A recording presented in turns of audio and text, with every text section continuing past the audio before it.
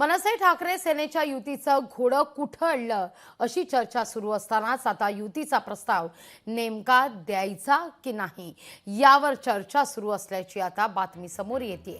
ठाकरेंच्या सेनेपुढे आता नेमक्या याच मुद्द्यावर पेच निर्माण झाल्याचं देखील कळतंय। युतीचा प्रस्ताव कोणत्या जागांसाठी द्यायचा हा मुद्दा या ठिकाणी उपस्थित होतोय। आमच्या अटी शर्तींवरच युती व्हायला हवी असा सूर ठाकरेंच्या सेनेकडून आळवला जातोय अशी आता माहिती समोर येते। खरं तर 2017 मध्ये शिवसेनेचे 84 नगरसेवक होते, पण मध्यंतरीच्या काळात पुलाखालून बरंच पाणी गेलं आणि 42 नगरसेवकांनी पक्षाला रामराम ठोकला।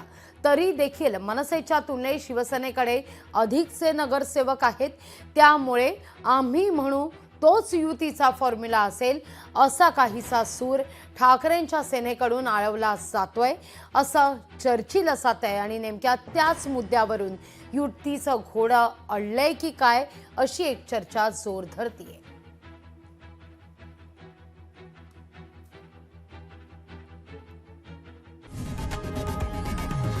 लोकशाही मराठी ऐका, पहा, जागरूक रहा।